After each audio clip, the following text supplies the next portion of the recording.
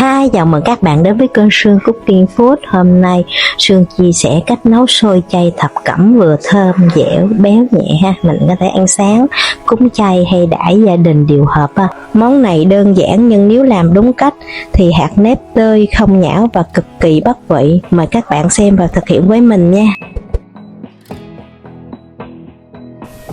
Sương dùng ở đây là 1 kg nếp sáp ha. Các bạn cũng có thể là dùng nếp cái ho vàng hoặc là nếp thái ha.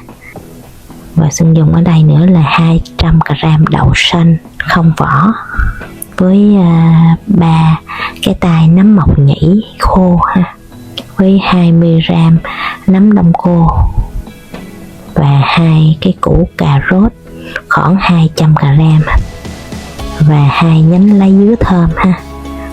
Nấu xôi thì có lá dứa nó mới thơm, và 100 g hành boro với 150 g nước cốt dừa ha, để mình lấy cái vị béo ha.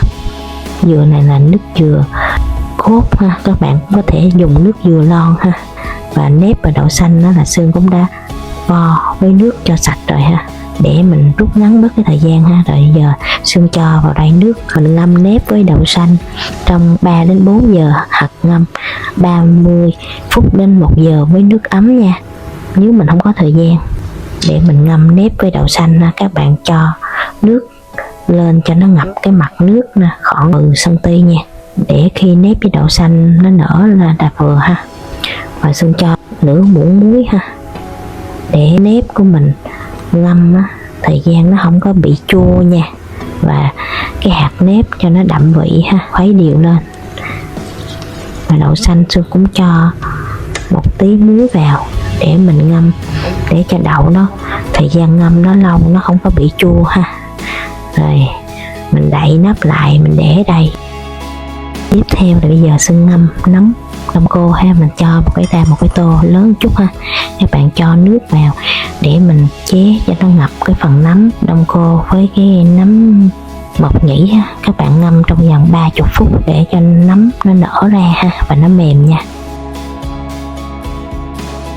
Trong thời gian ngâm nấm thì mình quay lại Sương rửa lá dứa ha. Lá dứa này thì các bạn dùng cái tay mình rửa ở trong cái khe này nè, nó thường nó hay có đất và bụi bẩn, mình dùng cái tay mình rửa, mình chà cho nó ra cho nó sạch hết ha. Khi mà lá dứa nó đã rửa sạch sẽ thì Sương bó lại, mình lấy một nửa thì Sương gập lại ha. Mình lấy cái sợi lá dứa mình cột lại, nó ra cái bó như thế này ha. Còn cái phần còn lại thì Sương cắt ra khúc khoảng 10 cm ha. Cái lá dứa này nè các bạn, nó rất là thơm, mình có thể nấu xôi, nấu chè hay là làm rau câu hay làm bánh, nó giúp cho cái món ăn mình thơm ngon ha. Sau 30 phút này cái nấm đông cô nó cũng đã nở, và nấm mèo nó cũng đã nở ha. Mộc nhĩ nó có nở thì mình đi rửa lại sạch ha, 3-4 nước cho sạch rồi mình vớt ra. Mình cho mộc nhĩ thì các bạn cho miếng muối rồi mình rửa để cho nó sạch, nó loại bỏ đi cái phần hôi ha, cũng như nó khử được cái mùi. Rồi mình vắt ra để ráo.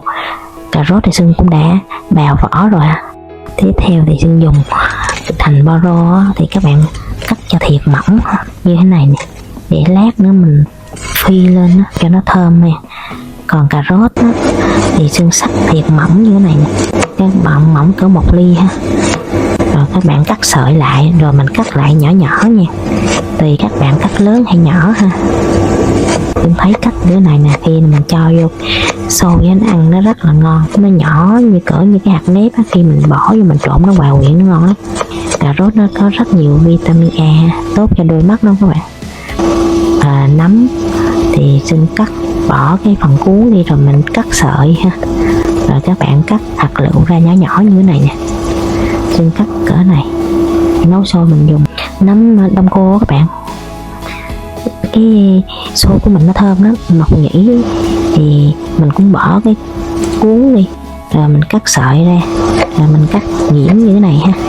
Xôi mà các bạn nấu có nấm mộc nhĩ, các bạn ăn nó có độ giòn giòn á, sật sật ngon lắm. Cái món xôi này thập cẩm này là Sương làm vào hôm rằm tháng 7 á. Cái Sương làm ăn thấy ngon cái đêm nay nên chia sẻ cho cả nhà mình làm thử ha. Sau 3 giờ đồng hồ nè, hạt nếp của mình cũng đã nở bung ra rồi nè các bạn, nó cũng đã nở và đậu xanh nó cũng đã nở rồi ha. Bây giờ thì đổ ra cái rổ ha. Nếp thì Sương cũng đã rửa sạch rồi thì Sương không có vo lại nữa nha. Các bạn đổ ra cái rổ ha, để cho nó rót bớt nước, nó ráo bớt nước nha. Mình vo trước mình ngâm rồi, bây giờ các bạn ngâm là vo lại nó sẽ bị gãy nó bị gãy, bị nát cái hạt nếp ha. Còn đậu xanh thì Sương đổ ra và Sương để dưới cái vòi nước cho nó sạch bớt ha, xóc nhẹ để cho nó rót bớt nước nha. Đây là nếp nè, nó cũng đã rót nước rồi nha, mà đậu nó cũng đã Sương để nó cũng đã rót nước rồi á. Thì bây giờ mình trước khi mà nấu sôi á thì Sương cho vào đây nửa muỗng cà phê hạt nêm với 1/3 thì muối là được. Hồi nãy là khi ngập mà Sương đã cho nửa muỗng rồi, thì mình cho vào đây chừng nửa muỗng để giúp cho cái hạt nếp của mình nó vừa săn mà nó vừa đậm vị ha. Cái đậu xanh này Sương cũng cho tí xíu vào, mình lấy cái muỗng mình trộn đều lên, là các bạn cầm các bạn xóc đều lên như thế này nè, để cho cái hạt nếp mình nó thấm đều với gia vị trước khi mình hấp mình đem lên đi nấu ha. Giờ thì Sương cho nếp và đậu xanh vào sẵn ha, để mình hấp chung nha.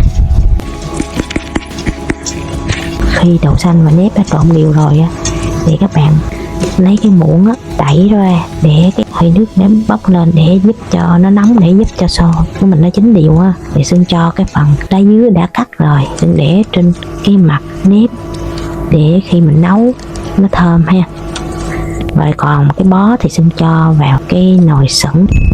Khi hấp xôi cái lượng nước cái vào sẩn nồi dưới ha, nó cũng rất là quan trọng để xôi của mình nó chín đều mà không bị sượng hay bị cạn nước ha. Thì các bạn cho đổ vào đây khoảng 1/3 đến 1/2 cái nồi nước ha, bên cái dưới sẩn nha. Mực nước phải cách cái đáy sẩn tầm khoảng là 2 đến 3 cm, không được chạm vào nếp nha.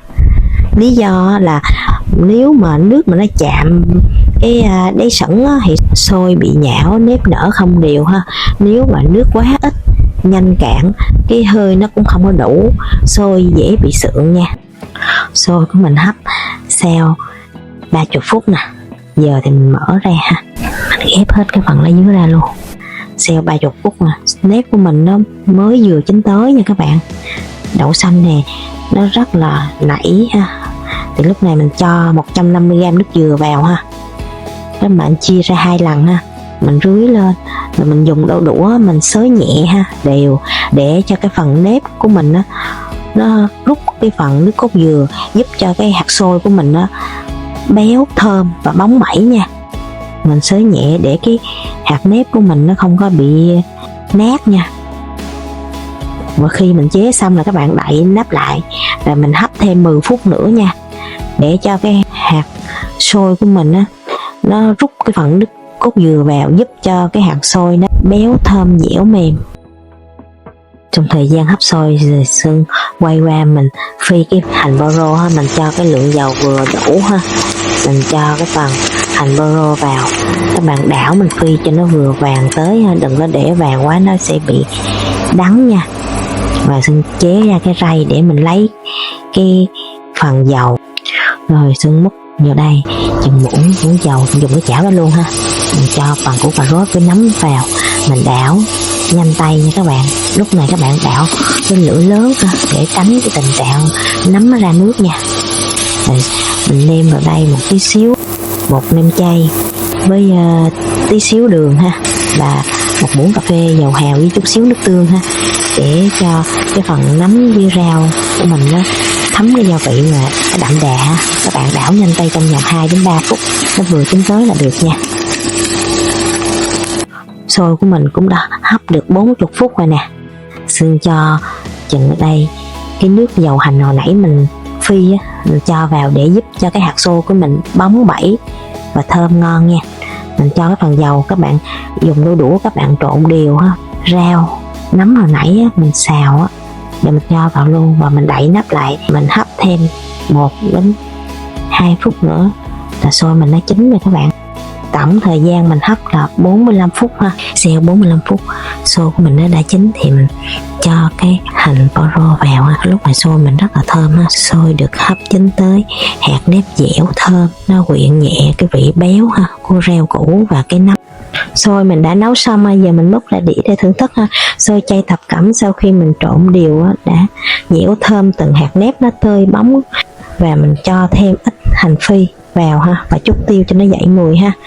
Nếp thì dẻo mềm, đậu xanh nè, bùi béo ha, rau củ thì ngọt thanh, nấm thì cái vị nó đậm đà và quyện rất là vừa ăn ha. Một món ăn chay đơn giản nhưng ngon tròn vị, ai ăn cũng thích.